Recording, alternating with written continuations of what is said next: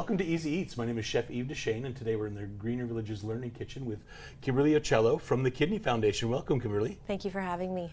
So, Kimberley, it was great. You were in our area, and you're from PEI. So, thank you so much for coming down and visiting us today. Yeah. And we're going to talk about the Kidney Foundation. We are. And we're going to make a lovely recipe from one of the cookbooks off the website. From the Kidney Community Kitchen. Yeah. Right on. So, before we get started, let's talk about the Kidney Foundation. What does the Kidney Foundation do? So we support those living with kidney disease. So we support them, we support their families. One of the big things that we do is short-term financial assistance. Okay. So offering that support to families that potentially somebody has, had to quit their job or had to leave their job due to kidney disease, treatment, etc. So giving them some support in the way of grocery cards or covering their traveling expenses or their accommodations if they have to travel away from home for treatments, etc. So that's one of the big things that we do, in addition to offering peer support. So being able to talk to people with lived experience who have been through what it means to have a kidney disease diagnosis, and then being able to talk to those people and get a better understanding takes away a little bit of the fear of the unknown. So those are two of the core programs that we offer. How long have you been with the foundation? I've been with the foundation just over 2 years. I had been working in the corporate world for many, many years in a sales and marketing role, and decided that I wanted to do something from a charitable nonprofit perspective. I had lost my father to kidney cancer, so this was something that was a really good fit for me. So now I feel like I can really give back, and it's very rewarding to work for the Kidney Foundation. So like other organizations, there's fundraising drives and things like that. How does the Kidney Foundation raise their money? So one of our flagship events is our Kidney Walk. Okay. So Kidney Walk happens across the country. So at the Atlantic branch, we manage walks in New Brunswick, Nova Scotia, PEI, and also in Newfoundland. We have 3 walks that happen here in New Brunswick, in Moncton, St. John, and Fredericton. Those walks were done in June and in September. So the walks are done for this year, but we're obviously always looking for more people to come out and join us. We did have successful walks this year, did raise a lot of money, and it's just a nice way to get the communities involved, get people out. We always hope for beautiful weather. Sometimes we get it, sometimes we don't, but it's always nice to bring the community together and raise funds for the Kidney Foundation. How does one get involved with the Kidney Foundation? So we're always looking for volunteers. Mainly for events, so we have committees, etc., that work with us for the events that we run. We also do actually a farm to table in Nova Scotia. We do a dinner in PEI, and actually looking at bringing a gala or a dinner to New Brunswick as well. If you go to kidney.ca, there's a drop down to how to get involved, and you can reach out to us and let us know what kind of skill set do you have, or what are you looking to do, how many hours are you looking to dedicate, and then we'll get in touch with you and share what types of opportunities we have available. Cool. So what kind of opportunities would be available to someone who's volunteering? So you could do things like event day, so helping with registration, people that are coming up bringing in their registration, so there's a registration table at our kidney walks. You could help with just setting up, so putting up the banners, getting everything ready, helping us get donation prizes, things like that, just so that we like to reward the people who have, put a lot of effort into raising funds for us. So those are the types of things around the walk. We also, when we do our dinners, we look for people who can, give their input, help us to advertise, put up posters around the community, same as actually with the Kidney Walk as well, to put up posters.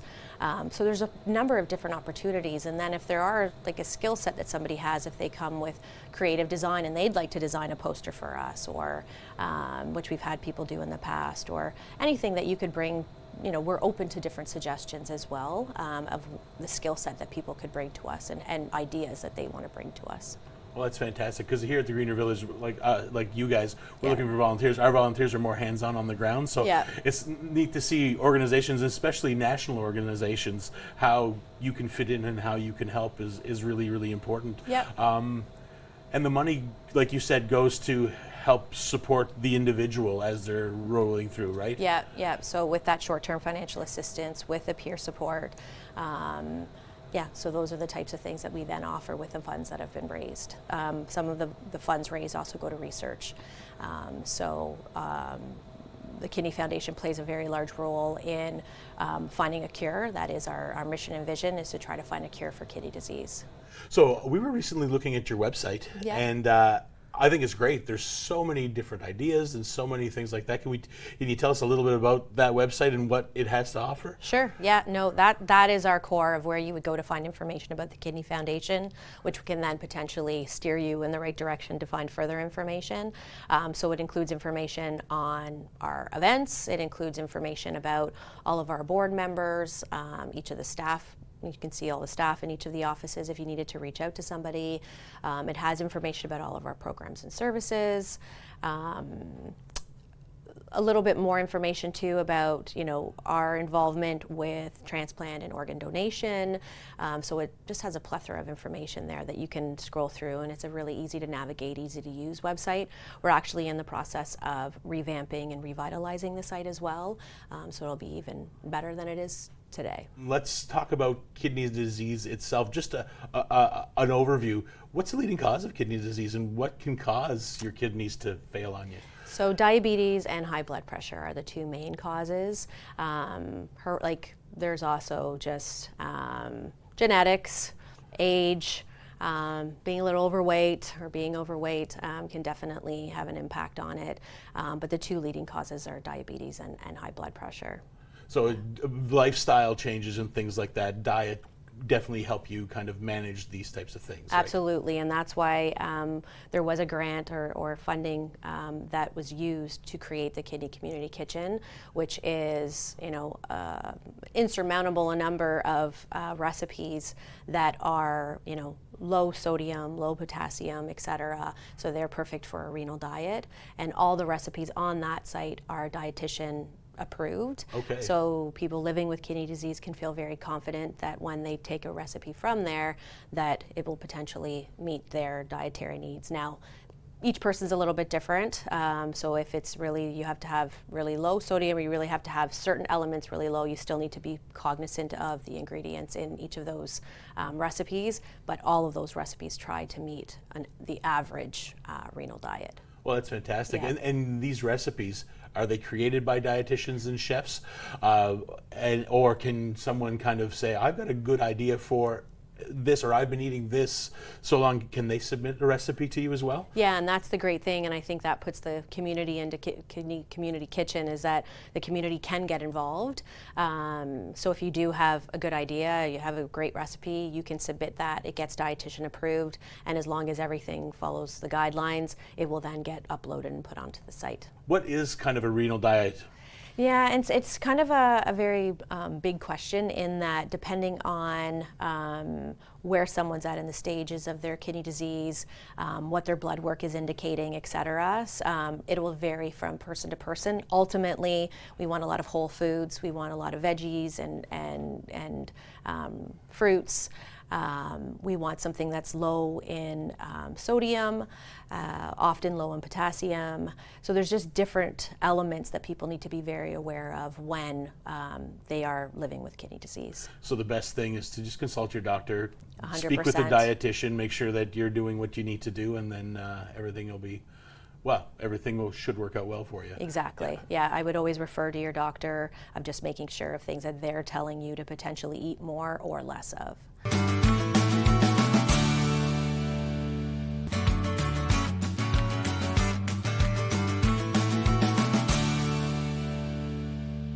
Welcome back to Easy Eats. Again, we're in the Greener Villages Learning Kitchen with Kimberley Auciello from the Kidney Foundation, and we're about to dive into one of the recipes from their Kidney Community Kitchen cookbook online, a beautiful pear and cauliflower soup. So we'll get started. Great. All we're going to do is we've got a pan heated up. I'm going to put a tablespoon of oil, just like that. And as it's heating up, we'll talk about the ingredients that go into it. So it's fairly simple.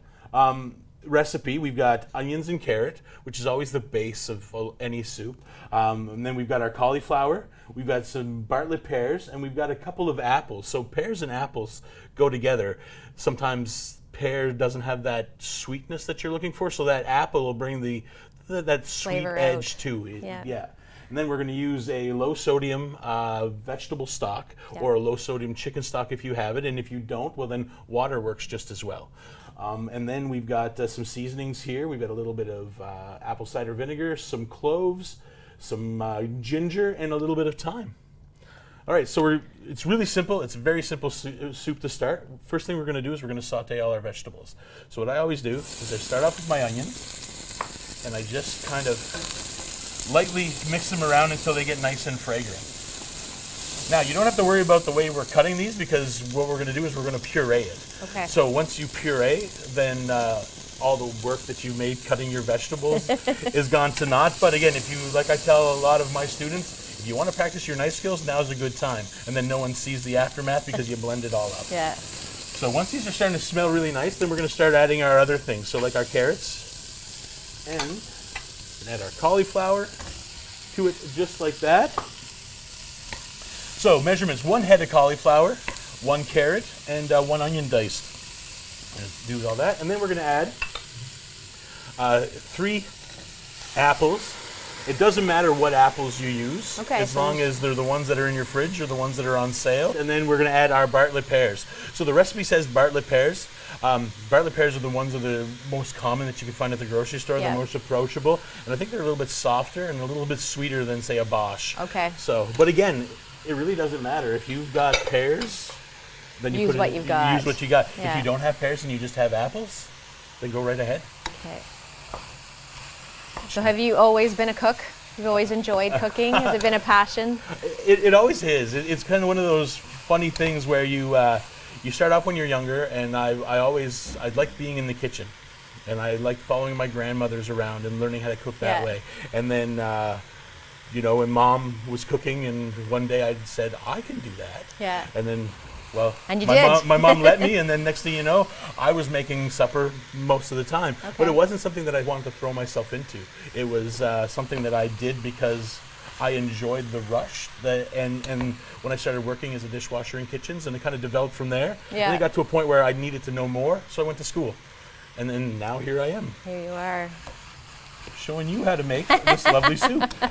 Just perfect. So we're just going to cook these down and just kind of saute them for 4 or 5 minutes or so, and let everything kind of get soft. Okay. I personally love soup, stews, anything of that nature for the fall into the winter time, and I find that they are fairly simple to make. You can make a larger batch and have leftovers. And well, absolutely. Yeah. And this soup works great because there's no dairy or anything in it, so it'll freeze really, really nice. Okay. So you can take it and freeze it, so you can make big batches of it. Okay. And it's also easy to come together, and especially seasonally. So this time of year, where your apples are plentiful and your pears are plentiful, cauliflower is a little more expensive this time of year. Yeah. So, but it does offset, because a lot of people, especially here in New Brunswick, have apple trees in the backyard. So you can just kind of pick your apples from there, or someone who's got apples. So yeah. There we go. So those look pretty good right there. So to this now, I'm going to add our aromatics. So what's going to flavor the soup? So I'm going to add a couple teaspoons of ginger right here, just like that. We're going to add our apple cider vinegar here. And the apple cider vinegar does what? What does it do? Yeah. It kind of brightens everything up. Okay. So a lot of people put lemon juice or salt. That kind of brightens up flavor. Right. And the apple cider vinegar does the exact same thing. It just kind of brings a brightness to the thing, to the soup. Now we're going to add some clove. So I was always interested about this here, and I read a little bit more, because clove isn't something that I lean towards when I'm making this soup. I would lean towards nutmeg or cinnamon, because clove's a very powerful, strong spice, and a little goes sometimes too far, and all you taste is clove. Yeah. But as I was reading through and interested, it's neat to say that clove helps with the renal diet. It has anti-inflammatory, antioxidants that help kind of work things along. So again, clove, use it wisely because a little goes a long way. And I remember dinners that we've had that when there was a little too much, that's all you could taste. And then it just kind of ruins everything, right? Yeah.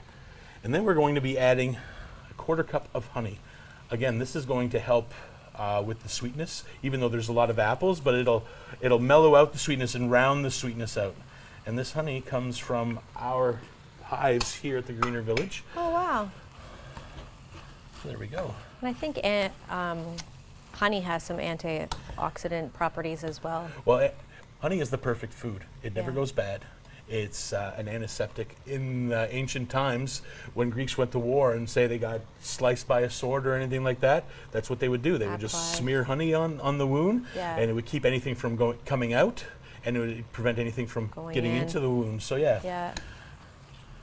And it is. It's a really nice, and it's a natural sweetness. So you notice that the sweetness that we're putting in here, there's no sugar in here. There's natural sugars from the fruits, from the honey. Yeah. There we go. So everything is cooked down now, and it smells really, really nice. So what we're going to do now is all I'm going to do is we're going to top it up with some vegetable stock, right like that, just to cover. And when you make a vegetable stock, what are some what are some necessities to have in a vegetable stock? To give it some flavor.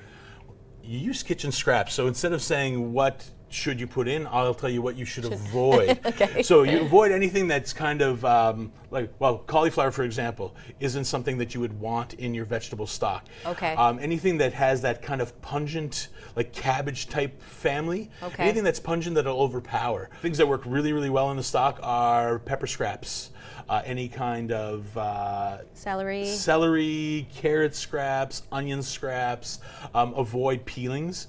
So avoid potato peelings or things like that. Anything that would muddy or cloudy up your. Yeah. But anything else you can put into your. And all you do is basically cover it with water, let it simmer for 45 minutes to an hour.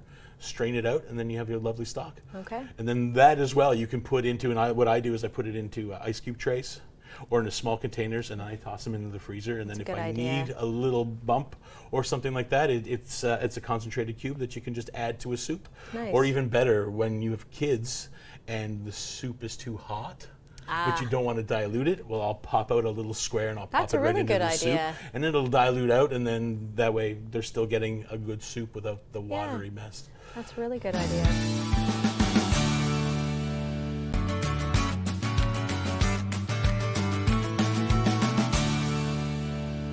Welcome back to Easy Eats. Again, we're in the Greener Village's Learning Kitchen with Kimberley Auciello from the Kidney Foundation. Our soup is done now. It's on a simmer. We've let it go until everything is soft.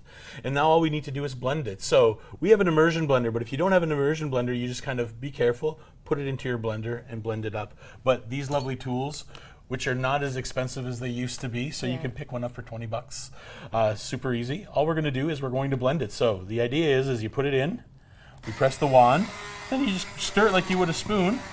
The only thing you have to worry about, Kim, is just don't bring it out, because if we bring it out, then everybody's going to be wearing it. So here we go. So I'll let you kind of blend it in, and then and while we're doing that, we'll ask a few questions. So are there any dishes or any soups that you lean towards? I love to make a chicken or turkey soup. I am a big fan of squash soup. And then I do like to make stews and stuff just in the slow cooker. Something like warm and cozy for those cold fall, winter days. Absolutely, and then we're right in the right time of year for all of this stuff. Speaking of squash soup, apples and pears will go really, really nice. So you can kind of make this soup, but substitute your cauliflower for squash. That sounds really nice. Any type of squash, really. Yeah. And your favorite soup? My favorite soup? I really don't have one. No? I like making soups. That's my favorite thing to do as a chef, is make sauces and soups. So, I mean, I play around with all kinds of different stuff. I made a lovely mushroom soup yesterday from the mushrooms that we grow here on the property. So that was a lot of fun. Just trying to get the last chunks in there. Want to give that a last... last whir? Yeah. Now, we can do it just like this, or we can get fancy and we can pass this through a strainer as well. It all depends on, well, I guess, who's coming for dinner, or how smooth you want your soup. I like mine just like chunky, this. yeah. Well, not chunky, I like it smooth, so. But you could as well. We don't have to puree this. You could have eaten the soup just the way it was. Yeah. I guess this brings all the flavors together. Well, it marries them together, and yeah, and it kind of gives it a nice texture. Look forward to trying it. Well, me too. So again, you can find this recipe on your website. What's the website again? KidneyCommunityKitchen.ca. All right, so I think this is where we want it. So I'm just going to pop this out just like this. Move this off to the side. And then before we dig in, again, let's refresh everybody. A renal-friendly diet is what again? Low sodium, low potassium, but again, based on the individual and where you're at with kidney disease and based on blood work, et cetera, you do need to talk to your GP about what you should and shouldn't be eating. But the majority of the kidney community kitchen recipes would be a good fit for somebody who just needs to be on a renal diet with whole foods, ultimately, right? Is just eating a healthy whole food diet. Well, and it makes sense because whole foods, that's what your body's made to. And then again, your kidneys process the toxins, process the salt, process all of that. So if you are eating processed foods, those are chock full of chemicals and things you can't pronounce and all the 100%. Sodium, and it makes your kidneys work harder. So if you do have a tendency or you lean towards that, then you're putting yourself at a disadvantage, aren't you? 100%. Right on. So this is ready just the way it is. It's nice, it's creamy, it's lovely. I would, and it's probably not fitting into the renal diet, that I would kind of finish this with a nice creme fraiche or a nice sour cream, but we absolutely don't have to. And then what I'm going to do now is I'm just going to grab a little bit of thyme, and we're going to chop some of that up, and we're just going to add that to the soup. Part garnish, part flavoring. There we go. Give that another little chop. What does thyme goes well with? Pork. Any kind of root vegetables. It's that lovely kind of fall type flavor, I find. And what's really nice is that it stays hearty through these fall months, and you can still kind of, until the snow falls. Yeah. And even then, like early spring, I've dug up my herb garden and found to grab some thyme to use. Yeah. There we go. It smells really nice. It does. I'm excited to taste this. Again, I'm not a big fan of clove, but things surprise me every once in a while, so. A spoon to you. Thank you. And a little bit to me.